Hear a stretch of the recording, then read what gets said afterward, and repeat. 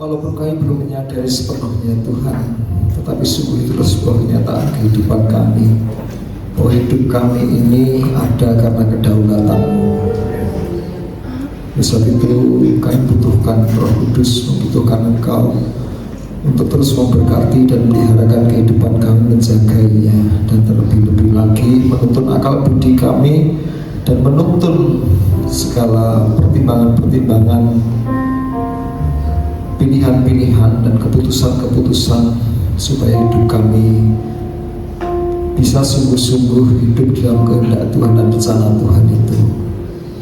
Sebab itu Bapa di surga, urapilah firman-Mu, buatlah kami untuk mengerti, memahaminya, dan kami bisa menempatkan firman itu menjadi satu benih kehidupan dalam hidup kami. Makasih Bapa di surga, urapi hamba-Mu ketika menyampaikan kebenaran firman ini, seperti Tuhan sudah menolong ketika hamba-Mu secara pribadi mencoba memahaminya. Tuhan menolong seluruh dan jemaat-Mu dengan pemahaman yang sama. Tuhan berkati seluruh para pelayan-Mu yang sudah mengambil bagian dalam ibadah pagi hari ini, ya Tuhan. Dimulai dari Bapak, Ibu, dan Bapak-Bapak yang dengan penuh sukacita menjemput dan nanti akan mengantarkan kembali pulang jemaat yang punya keterbatasan transportasi. Demikian juga Mbak Ulan, Pak Prapto yang persiapkan ruangan ini dan persiapkan segala sarana ibadah yang ada, dan para pelayan-Mu, pelayan musik dan pujian yang sudah mengambil bagian dengan berlatih dan dengan penuh kesungguhan hati mempersembahkan pujian dan pengagungan bersama-sama dengan kami.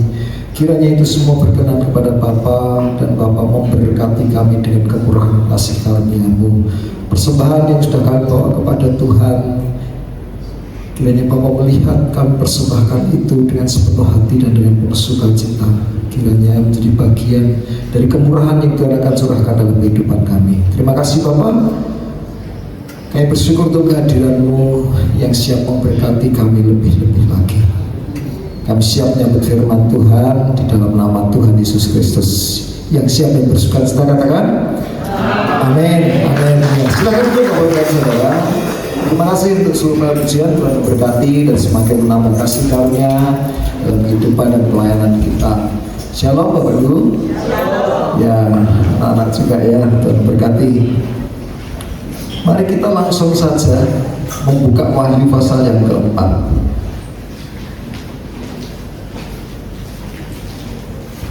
Kitab Wahyu pasal yang keempat. Kita akan kembali kepada apa yang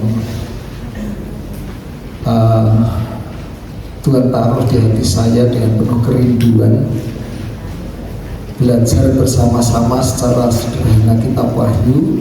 Dan kita kemarin sudah belajar dari pasal yang pertama sampai pasal yang ketiga, walaupun pasal yang ketiga tidak satu persatu jemaat, namun kita bisa melihat, menyaksikannya Bapak dan Saudara, betapa Tuhan itu menyatakan kepada Rasul Yohanes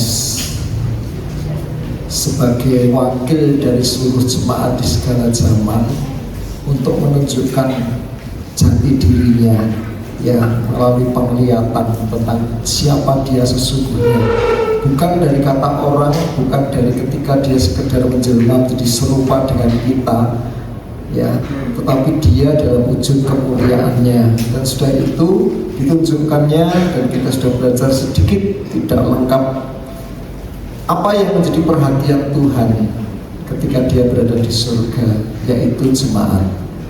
Jadi tolong pemahaman ini menempatkan kita dalam mensikapi hidup ini, karena kita Wahyu kan mengatakan berbahagialah mereka yang membacanya, yang mendengarnya, dan yang melakukannya. Maka ayo, kita sudah membacanya, tolong baca terus, dan kita sudah mendengar dan kita melakukannya. Artinya apa yang kita pelajari itu memang menjadi bagian dari sikap kehidupan kita. Amin.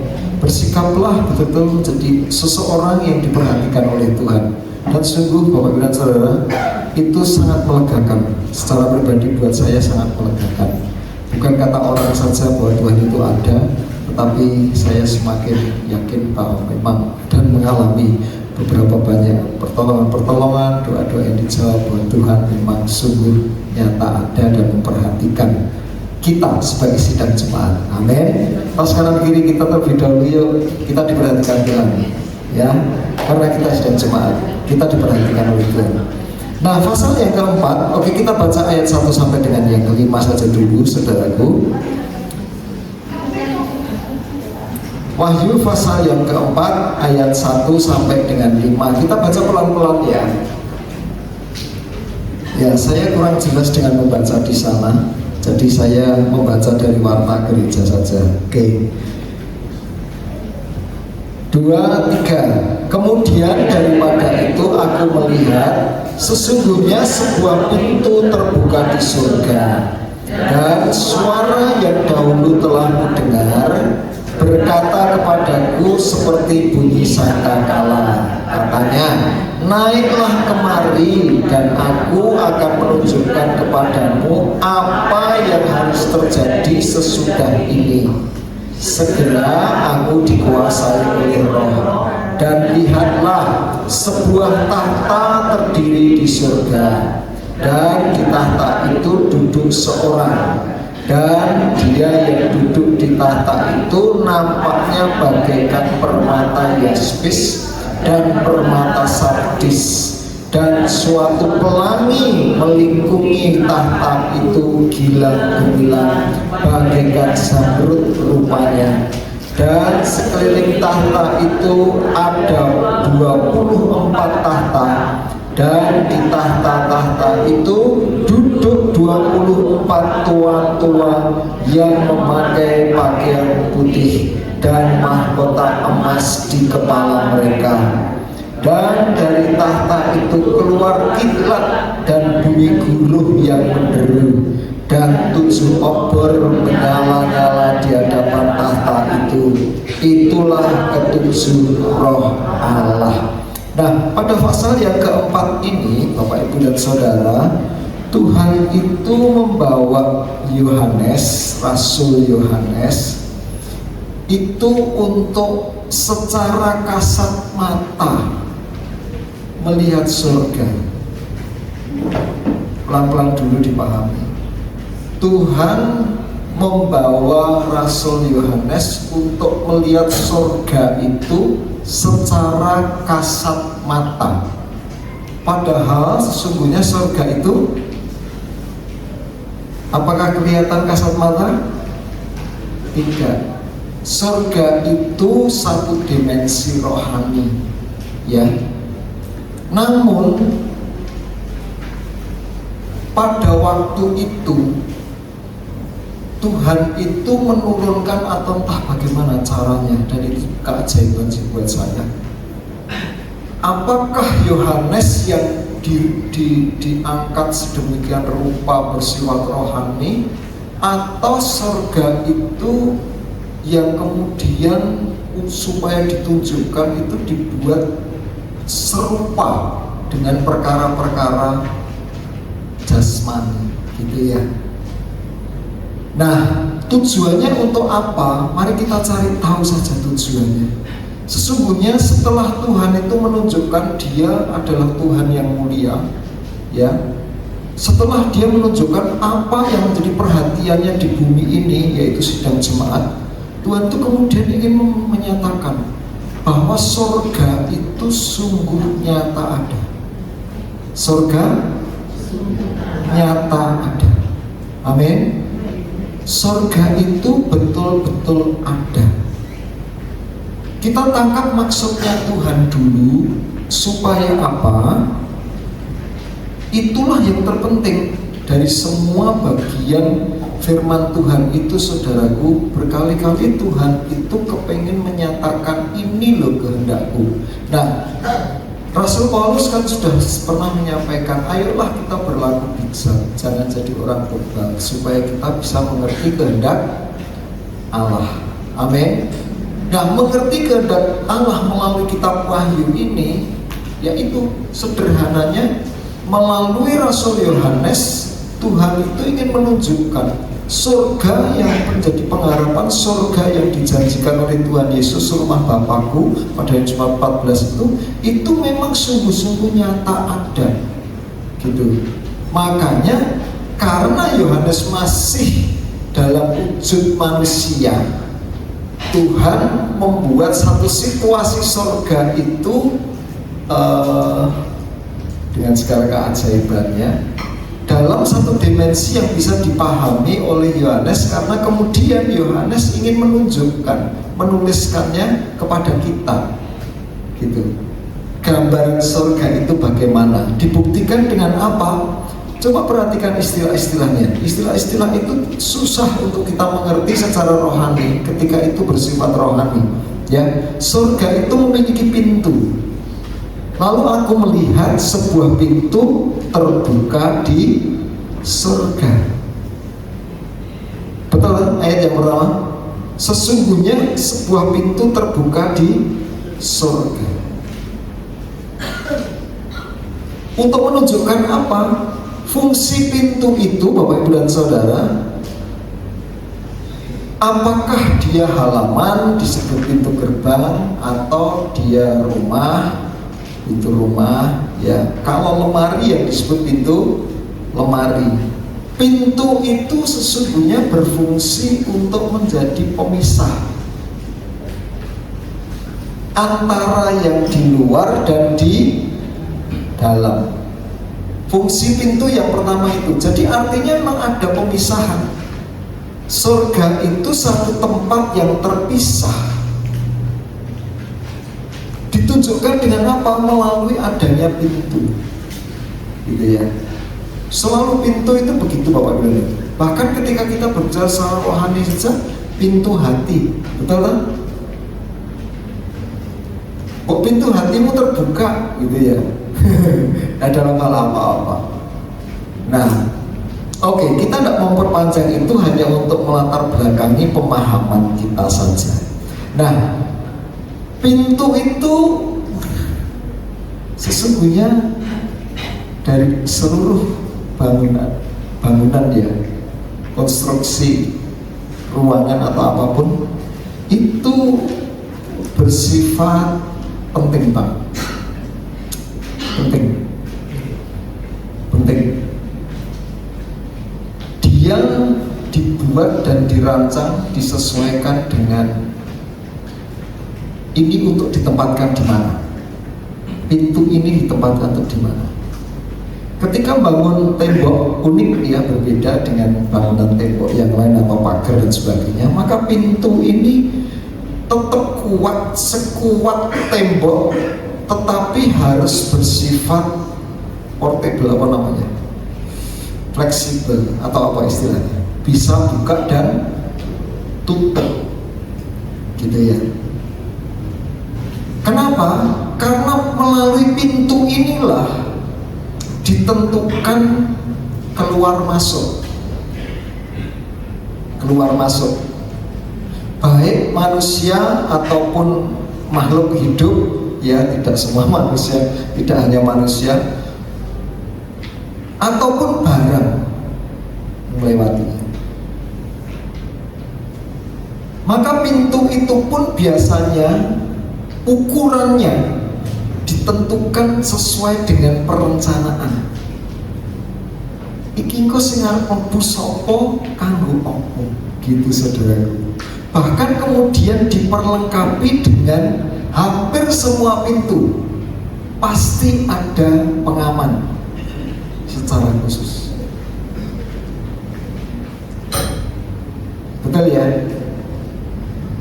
Sederhana maupun rumit, tergantung. Malah kadang-kadang dari pintunya kita itu bisa menduga isine burine apa, gitu ya. Beda Bapak Ibu dan Saudara, pintu rumah kita dengan pintu rumah yang isinya perabot berharga, sama enggak? Beda. Rumah-rumah yang di dalamnya atau brankas yang di dalamnya terdapat barang-barang yang harus dijaga dan dipeliharakan, tetapi itu harus bersifat keluar masuk, Pintunya itu diperlengkapi dengan pengamanan yang sesuai dengan apa yang ada di dalam. Gitu. Tolong, ini penting banget pemahaman ini untuk memahami ya kenapa surga itu ada pintunya. Pertama, untuk memisahkan, memang membatasi siapa yang boleh masuk dan yang tidak masuk. Dipilih di situ, saudara. Itu pintu, dan selalu ada proteksi, ada pengamanan yang sesuai.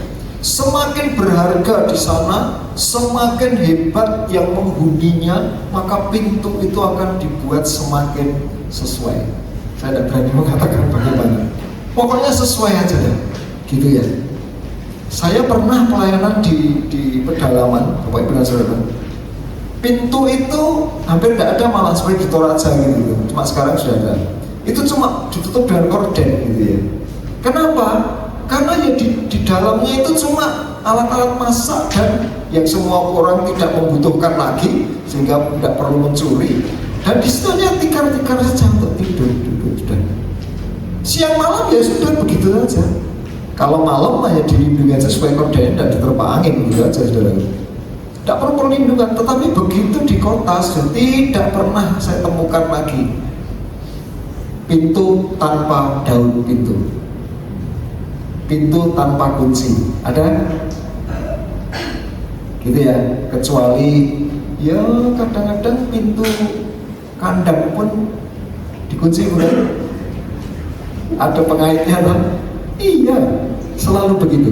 Nah, kenapa? Karena itu bersifat menjaga, melindungi apa yang ada di dalamnya, memisahkan supaya ojo campur gitu loh ya, gitu ya. Nah, satu hal yang kita perlu perhatikan ketika Tuhan nanti berbicara tentang kunci, ya, memegang kunci kerajaan surga, katakanlah ya, itu hubungannya kaitannya dengan ini, adanya pintu. Kunci itu hanya berfungsi, setiap kunci ada itu kita mesti, ya ini engkau dipasang neng lawang, gitu ya, pasti saudara. Kunci itu berfungsi untuk pintu sebagai bagian dari pengaman. Nah, satu hal yang menarik di dalam sebuah relasi, pintu itu tempat untuk diketuk, dan perjumpaan pertama antara tamu dan penghuni rumah di mana letaknya? Di pintu, gitu ya, akses di pintu. Jadi ketika dipersilahkan masuk itu, masuknya menjadi satu, menjadi bagian itu di pintu. Beberapa poin ini ketika menjadi perenungan kita secara rohani surga, kita harus mengakui, betul, tidak semua orang bisa masuk ke dalam kerajaan surga, gitu ya. Kenapa? Semakin kita tahu surga itu semakin berharga, penghuninya luar biasa, maka sesungguhnya pintu itu juga pasti sesuai dan memadai dengan nilai yang ada di dalam, bukan yang di luarnya, saudaraku. Penentunya itu bukan yang ada di luar. Penentu kualitas pintu itu apa yang ada di dalamnya. Nah, Tuhan Yesus sendiri pernah mengatakan tentang pintu itu. Mari kita baca beberapa ayat ya. Matius 25 ayat 10. Ini tentang perempuan yang bijak, 10 anak darah yang bijak dan yang kurang pintar gitu ya. Akan tetapi waktu mereka sedang pergi membelinya, datanglah mempelai itu, dan mereka yang telah siap sedia masuk bersama-sama dengan dia ke ruang perjamuan kawin. Lalu pintu ditutup, dan kisahnya ironi. Wis ngenteni suwi, mergo ditinggal sesaat, pintu sudah tertutup, telat, gitu ya. Nah, lalu di dalam Lukas pasal yang ke-13, Tuhan pernah menempatkan dirinya sebagai pintu. Ketika seseorang menanyakan kepada dia, ada seorang, Lukas 13 ayat 23-25, Dan ada seorang yang berkata kepadanya, Tuhan, sedikit sajakah orang yang diselamatkan? Jawab Yesus kepada orang-orang di situ, berjuanglah untuk masuk melalui pintu yang sesak itu, sebab aku berkata kepadamu, banyak orang akan berusaha untuk masuk, tetapi tidak akan dapat. Jika tuan rumah telah bangkit dan telah menutup pintu, kamu akan berdiri di luar dan mengetuk-ketuk pintu sambil berkata, Tuan, bukakanlah kami pintu. Dan ia akan menjawab dan berkata kepadamu, aku tidak tahu dari mana kamu datang.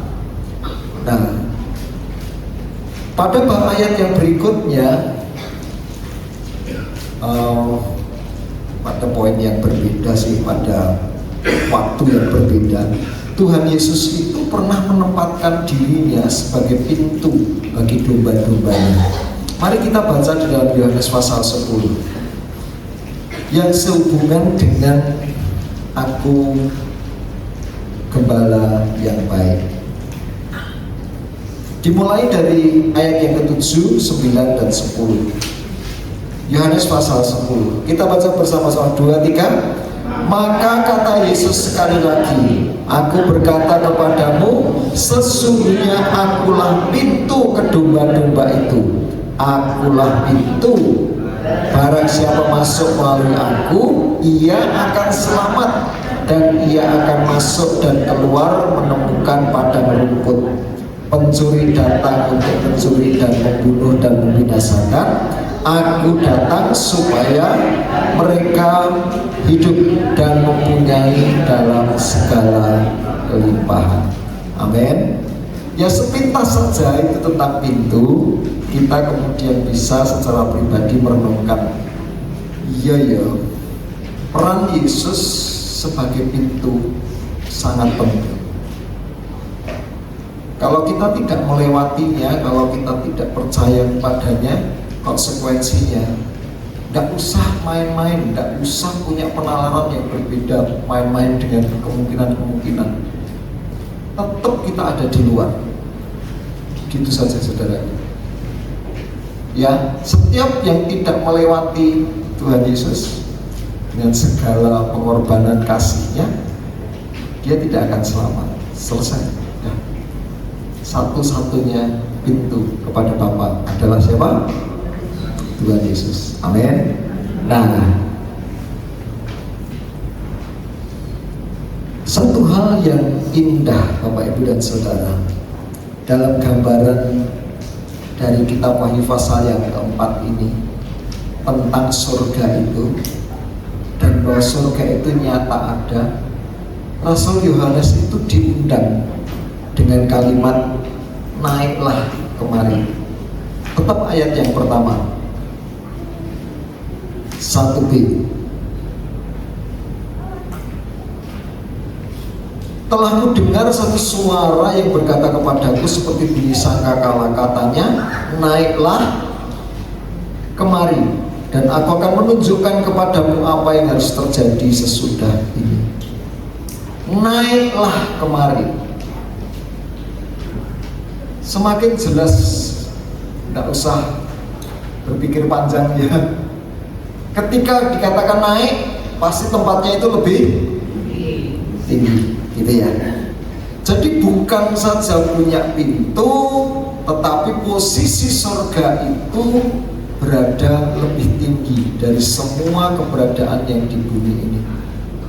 Nah, bisa jadi itu berbicara tentang level posisi tempat ya, topografi. Tetapi sesungguhnya itu juga mengingatkan atau menyatakan kepada kita satu kualitas atau suatu dimensi yang lebih tinggi, begitulah saudara ya. Surga itu pasti sesuatu yang lebih baik. Surga itu sesuatu yang lebih indah, sesuatu yang lebih pokoknya yang lebih gitu ya, lebih tinggi nilainya, tata nilai dan kemuliaannya. Itu sebabnya kita kepengin banget untuk menikmati bukan seperti yang kita di bumi sekarang ini, tapi kita kepengen istilah orang-orang itu next level gitu ya, surganya. Amin. Nah, ini nanti juga dikatakan oleh Rasul Paulus. Kita lanjutkan, nanti kita tunggu aja ayatnya di poin yang berikutnya. Tapi itu membuktikan kita dulu lah, mewakili kita. Betul, surga itu ada, diwujudkan secara jasmani oleh Tuhan itu melalui adanya pintu, adanya level yang lebih tinggi, gitu ya. Nah, lalu apa maksud Tuhan melalui penampakan surga ini?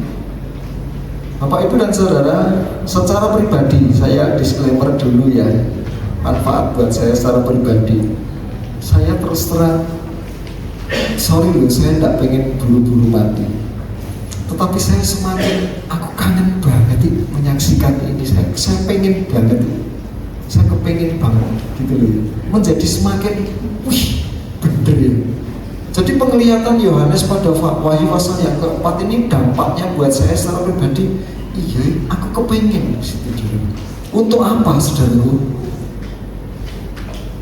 Maksud Tuhan itu melalui penglihatan ini, Wahyu pasal yang keempat itu memastikan, betul-betul memastikan pengharapan iman di dalam Tuhan Yesus itu sungguh nyata, pasti ada.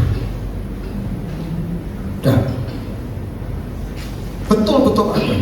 Dibuktikan dengan apa? Mari kita periksa yang pertama. Aku akan menunjukkan kepadamu ya, apa yang harus terjadi sesudah ini. Nah, kemudian Yohanes itu dibawa Roh Kudus mengurapi dia, menguasai dia mulai melihat suasana surga itu. Wow.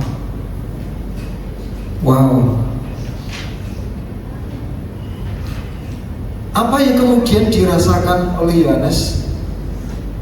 Kita baca fase yang berikutnya, hari-hari berikutnya, minggu-minggu berikutnya, mungkin kita akan pelajari lebih detail.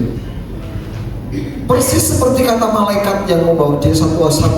Apakah malaikat atau Tuhan sendiri? Menunjukkan apa yang akan segera terjadi.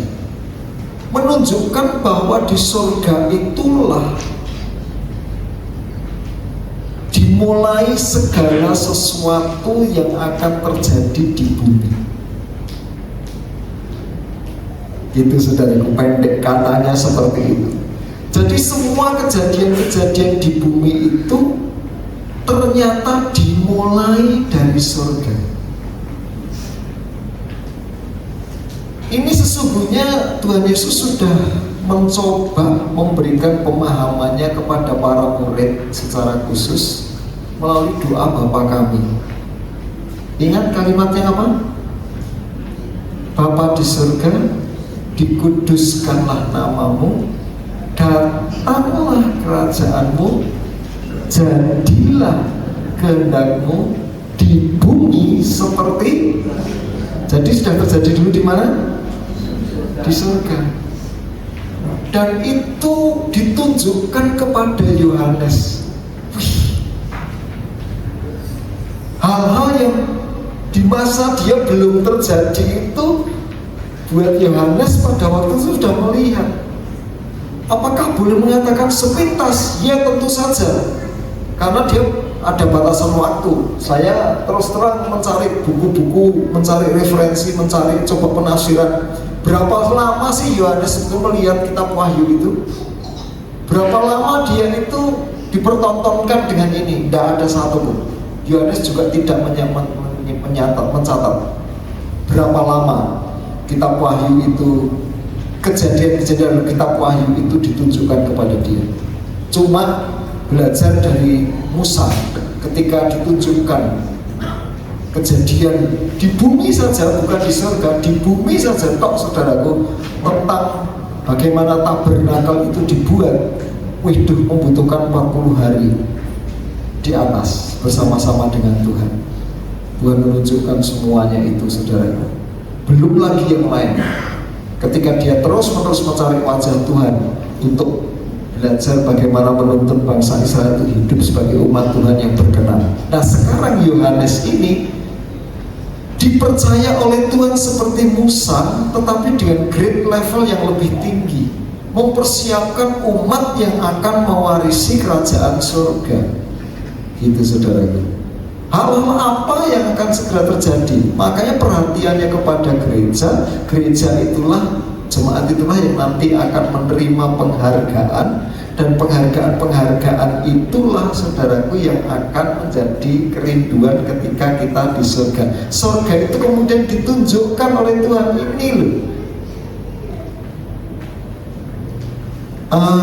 maafkan saya punya keterbatasan intelektual untuk memahaminya, tetapi saya ingin mengutip beberapa ayat saja untuk memberikan deskripsi dari para rasul dulu. Roma pasal yang ke-11, Rasul Paulus itu menuliskan seperti ini. Kita baca ya.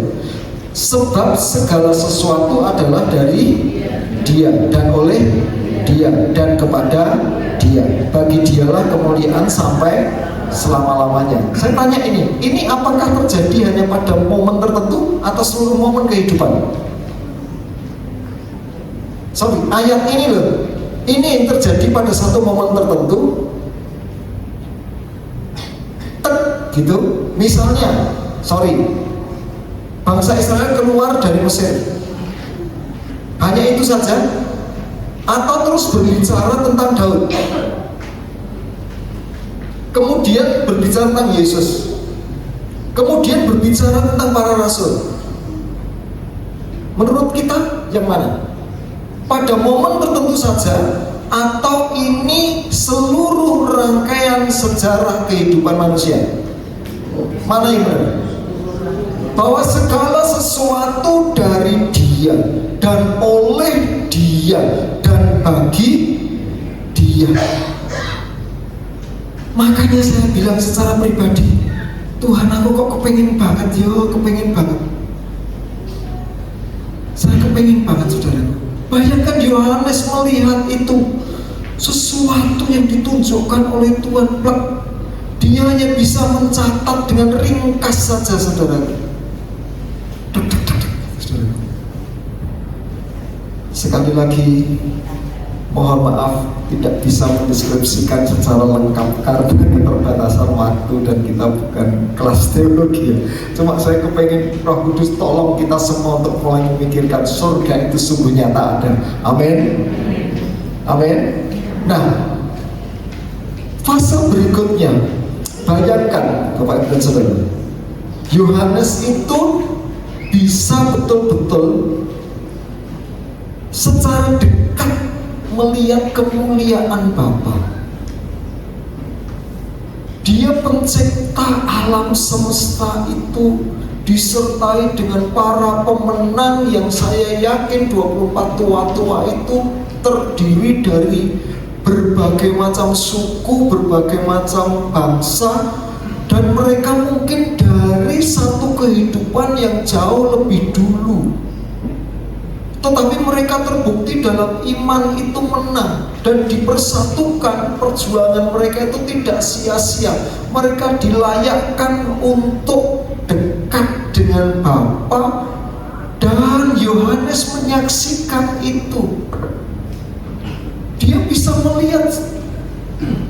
Tolong ya, jangan salah mengerti. Sekali lagi, ini satu rekayasa ilahi di dalam Tuhan menunjukkan eksistensi surga itu kepada Yohanes secara kasat mata. Tuhan itu, Bapa di surga itu duduk di atas tahta. Pertanyaannya, lebih besar mana? Tahtanya atau Tuhannya? Bingung tak saudaraku? Loh, gitu gede tahtane no, Tuhan cilik no. Jangan begitulah, bukan begitu maksudnya.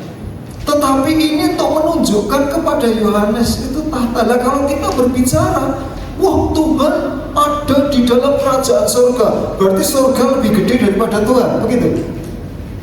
Menurut saudara siapa yang lebih besar? Surganya atau Tuhan? Oh, bukankah semua diciptakan oleh Dia? Betul? Tetapi sekali lagi, semua momen kejadian ini bagian cara Tuhan untuk menunjukkan kepada Yohanes itu secara dapat dipahami dan dimengerti secara jasmani dan materi dengan kemampuan akal budi yang ada, untuk menunjukkan surga itu nyata ada. Dan pengharapan yang tersedia di dalam Injil itu untuk kita dilayakkan nanti menikmati hadirat Tuhan itu bukan omong kosong. Itu betul-betul Yohanes bisa dilayakkan di sana. Wih, itulah kitab Wahyu pasal yang keempat, dan berlanjut sekali Bapak Ibu dan Saudara. Dia dilayakkan orang-orang itu hidup dekat dengan Tuhan. Wow. Rasul Paulus pernah mengatakan bagaimanapun selama kita secara jasmani kita jauh dari Tuhan, dan itu yang membuat kami ini hidup mengerang, serba susah. Kita kan kadang-kadang seringkali ketika dalam kesusahan, dalam kebutuhan tertentu itu, duh Tuhan ya Tuhan tuh ada kan beres kabeh itu. Amin. Makanya ada lagunya apa? Beres kabeh nek Tuhan ada.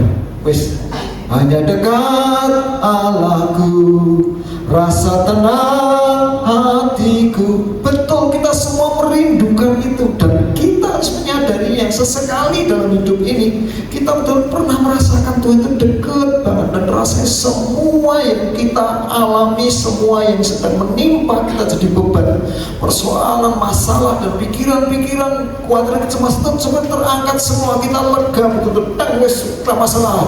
Tuhanku ada, Tuhanku hebat, Tuhanku besar. Itu cuma sesaat pengalaman rohani di bumi ini pada momen-momen tertentu. Lah bayangkan sekarang Bapak dan Saudara, Yohanes itu menyaksikan semua umat itu sekarang ada diam dekat Tuhan, menggenapi apa yang Yesus katakan. Di rumah Bapakku ada banyak tempat, aku akan menyiapkan tempat bagimu di sana. Kalau itu sudah, aku akan datang untuk menjemput kamu. Saya ingin memberikan catatan begini Bapak Ibu dan Saudara. Kita sekarang hidup di satu zaman media yang bebas banget, dan berbagai macam perkembangan agama dan kepercayaan macam-macam, tanpa mengurangi rasa hormat dari usaha keras tokoh-tokoh agama yang lain. Tetapi penunjukan Tuhan kepada Yohanes tentang surga itu buat kita paling terpercaya, lebih dari semua pemahaman dari agama-agama yang lain. Saya sadar ini nanti akan diunggah di YouTube, ya. Saya mengatakan bukan dan tidak berarti saya merendahkan konsep surga yang lain, tetapi kenapa saya katakan lebih valid, ya, karena Yohanes bukan saja melihat berangan-angan dari kejauhan, dia dibawa naik. Dia disuruh menyaksikan sendiri keadaan itu, saudara. Jadi kalau kita melalui media melihat atau mendengar berbagai macam kisah-kisah tentang surga, dikonfirmasikan saja dengan Yohanes pasal yang keempat ini. Apakah seperti itu? Yang ada beberapa orang yang mengatakan, wah di surga itu tidak bisa sembarangan masuk, mesti melalui fase-fase ini. Ya monggo saja, monggo saja. Tetapi buat saya di dalam iman, saya lebih mempercayai apa yang dituliskan oleh Yohanes karena dia memang terbukti mengalaminya. Amin. Dia memberi bukti. Dan apa yang terjadi pada dirinya itu saya sudah bagikan pada awalnya dulu, itu dari penggenapan dari janji dari Tuhan Yesus.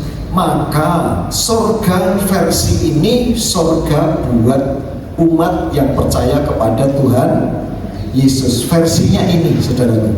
Kalau yang di luar dari Tuhan Yesus tidak ngerti, kita tidak bisa menghakimi atau tidak bisa menilai, tidak punya hak untuk menilai, tidak bisa. Sungguh saya sadar mengatakan begini, saudara. Silahkan monggo, tetapi di dalam Yesus surga dengan keadaannya itu ya seperti ini. Kenapa? Kalau ada tokoh-tokoh orang Kristen mau kemudian membuat pengajaran-pengajaran yang lain, dicuplik dari ayat-ayat tertentu dalam Alkitab, tidak sejelas atau tidak sevalid dari pengalaman Yohanes sendiri. Yohanes tidak mengutip ayat-ayat tulisan siapa-siapa, saudara. Dia langsung melihat dan dia menuliskan apa yang dia lihat sendiri tentang surga. Amin. Nah itu yang justru membuat, betul ya. Betul ya. Nah memang tidak bertentangan dengan para rasul yang lain. Sungguh tidak bertentangan. Bahkan saling melengkapi untuk memberikan semacam penggambaran yang lebih jelas tentang bagaimana surga itu. Versi surga yang lain silahkan monggo, kita tidak punya hak untuk menilai dan menghakimi, tidak punya hak juga untuk mengkritisi. Tetapi iman di dalam Yesus Kristus menyediakan satu surga yang memang berdekatan, hidup dekat dengan Sang Pencipta, hidup dekat dengan kemuliaan Bapa, hidup di dalam hadiratnya dan dipenuhi dengan kasih karunia-Nya. Dan Yohanes dibawa masuk untuk ke sana. Nah, inilah yang sesungguhnya kalau kita mempelajari tulisan-tulisan dalam Kisah Para Rasul dan surat-surat, nampaknya dulu itu ini yang diajarkan kepada jemaat mula-mula, saudara. Ini loh, pengharapan hidup mulia seperti inilah yang menjadi topik pengajaran rasul-rasul. Kalau kita nanti memperhatikan suratan Rasul Paulus dalam Kolose, salah satunya nanti, kita akan tahu manusia baru itu dimulai. Kenapa kok kita itu perlu betul-betul berubah hidup ini? Itu untuk menyelaraskan. Kita itu dipersiapkan untuk mewarisi kerajaan. Itu menjadi pengharapan. Kerajaan surga itu sebagai pengharapan kita. Nah, yuk kita baca yuk 1 Yohanes 2 ya. 1 Yohanes 2 ayat 28-29, lanjut sampai pasal yang ketiga ayat 1-3. Saya bacakan demikian. Maka sekarang anak-anakku, tinggallah di dalam Kristus, supaya apabila ia menyatakan dirinya, kita beroleh keberanian percaya dan tidak usah malu terhadap dia pada hari kedatangannya. Jikalau kamu tahu bahwa ia adalah benar, kamu harus juga tahu bahwa setiap orang yang berbuat kebenaran lahir daripadanya. Lihatlah, kita baca bersama-sama ayat ini 2-3. Lihatlah betapa besarnya kasih yang dikaruniakan Bapa kepada kita, sehingga kita disebut anak-anak Allah. Dan memang kita adalah anak-anak Allah. Karena itu dunia tidak mengenal kita, sebab dunia tidak mengenal Dia. Saudara-saudaraku yang kekasih, sekarang kita adalah anak-anak Allah, tetapi belum nyata apa keadaan kita kelak. Akan tetapi kita tahu bahwa apabila Kristus menyatakan dirinya, kita akan menjadi sama seperti Dia, sebab kita akan melihat Dia dalam keadaannya yang sebenarnya. Setiap orang yang menaruh pengharapan itu kepadanya menyucikan diri sama seperti Dia yang adalah suci. Jadi siapa yang menaruh pengharapan seperti yang dilukiskan oleh Yohanes, yang dilihat oleh Yohanes ini, dan itu menjadi pengharapan utama sesungguhnya, bukan yang lain. Abraham menjanjikan pengharapan, saudaraku, punya tanah, masuk tanah Kanaan, akan diberkati, akan ini. Tetapi Yesus menyediakan tanah air surgawi, surga. Itu pengharapan utamanya. Dan oleh sebab itu setiap orang yang menaruh harapan, pengharapan akan perkara ini, sederhana Yohanes mengatakan dia harus menyucikan dirinya sama seperti Kristus juga suci. Yohanes tidak peduli kabotan orang, tetapi itulah konsekuensinya. Orang itu akan menyetarakan hidupnya, memberlakukan pola hidupnya sesuai dengan apa yang dia harapkan. Udahlah benar. Kalau kita tidak punya harapan apa-apa, kita akan sembrono hidup ini. Begitu kita mulai punya angan-angan, wah aku pengen ini, maka kita mulai menyelaraskan, mempersiapkan, menyesuaikan dengan bagaimana pengharapan kita itu ada. Coba kalau anak-anak sekolah tanpa pengharapan apa-apa, ya sudah. Tapi begitu dia tidak paling orang ranking 5 lah gitu ya. Beda saudara, udah beda. Apa saja saudara? Nah, pengharapan kepada kemuliaan Bapa itu menjadi pokok utama dari pengharapan sesungguhnya iman Kristen di dalam Yesus Kristus Tuhan.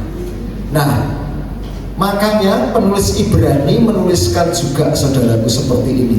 Tetapi kami ingin supaya kamu masing-masing menunjukkan kesungguhan yang sama untuk menjadikan pengharapanmu suatu milik yang pasti sampai pada akhirnya, agar kamu jangan menjadi lamban tetapi menjadi penurut-penurut mereka yang oleh iman dan kesabaran mendapat bagian dalam apa yang dijanjikan Allah, supaya oleh dua kenyataan yang tidak berubah-ubah tentang mana Allah tidak mungkin berdusta, kita yang mencari perlindungan oleh dorongan yang kuat untuk menjangkau pengharapan yang terletak di depan kita.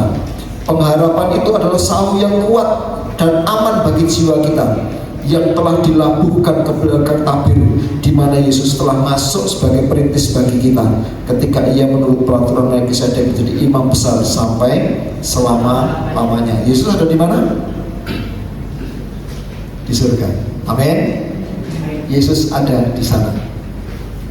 Seperti yang dia sudah katakan, aku akan pergi mendahului kamu. Di rumah Bapa ada banyak tempat. Aku akan menyediakan tempat bagimu. Dan itu tidak perlu ditafsirkan dengan macam-macam. Ya wis ngono wae lah. Seperti apa kata Yesus, itulah maksud Yesus. Sudah, tidak usah kita, oh itu maksudnya ini, engkau banyak proses dan sebagainya. Lalu kita memberikan berbagai macam pertanyaan polemik. Dan sing ini, wis terserah. Tetapi ketika Tuhan Yesus menempatkan dirinya, akulah pintu, akulah jalan, dia sudah menyelesaikan, menggenapi semuanya di atas kayu salib dengan berkata, sudah genap. Amin. Nah, itu sebabnya Bapak, Ibu, dan Saudara, mari kita menuruti nasihatnya Paulus. Ini yang tadi maksud ayat yang saya janjikan. Rasul Paulus memahami tentang hal itu. Pengharapan itu perlu menjadi prioritas supaya kita bisa mengerti dan memahami. Maka dia berkata, semua aku anggap sampah dibandingkan dengan pengenalan akan Tuhan, menjadi serupa dengan penderitaannya. Kepada jemaat di Korintus, dia menuliskan seperti ini, Kolose 3 ayat 1 sampai 3. Tapi ada baiknya kita buka Alkitab kita yuk, supaya bisa memahami. Kolose pasal yang ketiga, Kolose pasal yang ketiga ayat 1 sampai 3. Oke, dan kita baca bersama 2, 3. Karena itu kalau kamu dibangkitkan bersama dengan Kristus, carilah perkara yang di atas. Apa itu? Apa itu? Di mana Kristus ada, duduk di sebelah kanan Allah. Apa perkara di atas itu? Jangan lupa surga. Surga itu ada di tempat yang di atas. Pikirkanlah perkara-perkara itu. Ayat 2, 3. Pikirkanlah perkara yang di atas, bukan yang di bumi, sebab kamu telah mati dan hidupmu tersembunyi bersama dengan Kristus dalam Allah. Ayat 4. Apabila Kristus yang adalah hidup kita menyatakan diri kelak, kamu pun akan menyatakan diri bersama-sama dia dan dia kemuliaan. Nah, baru berikutnya ayat 5 dan seterusnya, Rasul Paulus itu ngajari kehidupan yang berkenan. Tujuannya apa? Untuk mencapai pengharapan ini, Bapak Ibu dan Saudara. Jadi kalau kita sekarang ini pengen menjadi orang yang lebih berkenan kepada Tuhan, itu didasar pada pengharapan kita. Oh, nanti kita akan bersama-sama dengan Tuhan kok. Ya, kita mesti sekarang ini menyelaraskan hidup kita supaya cocok di sana. Kita memang layak melewati pintu itu, gitu loh ya. Kalau kita kemudian jangan berdusta, jangan mencuri, jangan berbohong, jangan menyimpan sakit hati dan sebagainya, itu kaitannya dengan pengharapan kita. Sekali lagi Yohanes berkata, barang siapa menaruh pengharapan seperti itu, dia harus menguduskan hidupnya sama seperti Kristus kudus. Itu bukan hukum Taurat baru, bukan. Kalau hukum Taurat itu hanya menempatkan kita mewarisi janji Abraham, dan itu selesai ketika orang-orang Israel sudah masuk tanah Kanaan. Tetapi janji yang lebih baru yang dibawa oleh Yesus itu untuk kehidupan kekal. Bapak, Ibu, dan Saudara, siapa yang pengen hidup kekal? Tolong angkat tangan. Siapkan dirimu untuk yang itu. Amin. Hidup kekal itu di mana? Di surga. Siapkan hidup kita untuk kehidupan surga. Pertama, karena pusat surga itu adalah Tuhan, maka jangan jauhkan diri dari hadirat Tuhan. Secara pribadi rindukanlah. Wis caramu dhewe lah piye carane. Ayo rindukanlah pengen memuji Tuhan, mengagumi Tuhan. Rindukanlah untuk berdoa dan menikmati Tuhan. Rindukanlah untuk memprioritaskan Tuhan hadir. Ngapain sih aku jatuhkan pilihan-pilihan? Lebih baik aku dekat sama Tuhan dibandingkan berada 1000 tahun di tempat yang lain. Gitu loh saudara ya. Itu semua muncul dari kata-kata mereka yang punya orientasi pengharapannya itu dekat kepada Bapa. Kalau kita nggak menempatkan pengharapan itu sebagai acuan arah hidup kita, pengharapan surga itu, maka ya kita susah banget kayak Taurat baru gitu loh.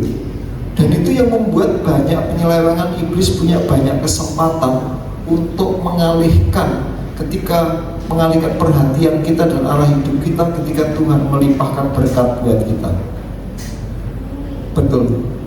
Kalau pas susah kita biasanya Tuhan, tapi ketika kita mulai diberkati, kita mulai memikirkan perkara-perkara duniawi dan terjadi penyelewengan. Sudah. Itu terjadi di berbagai aspek kehidupan, dan yang paling banyak saya katakan itu pada level kami para hamba Tuhan. Kami memulai dengan roh, mengakhiri dengan daging. Itu nasihat Rasul Paulus. Oleh sebab itu, mari kita bersama-sama terus rindukan kerajaan surga bagi kehidupan kita. Surga itu nyata. Amin. Kata-kata sekarang kiri kita, surga itu nyata. Surga itu nyata. Kita rindu untuk ke sana, ya. Dan ketika kita dipeliharakan ke sana, sudah ada banyak contoh. Tokoh-tokoh dulu semua doa-doa mereka menjadi lebih berkualitas, hidup mereka jauh lebih berkualitas, dan terbukti Tuhan selalu ada bagi mereka ketika mereka sedang membutuhkan Tuhan. Amin. Thank you Jesus for your love, for your mercy from above. You have never let me go.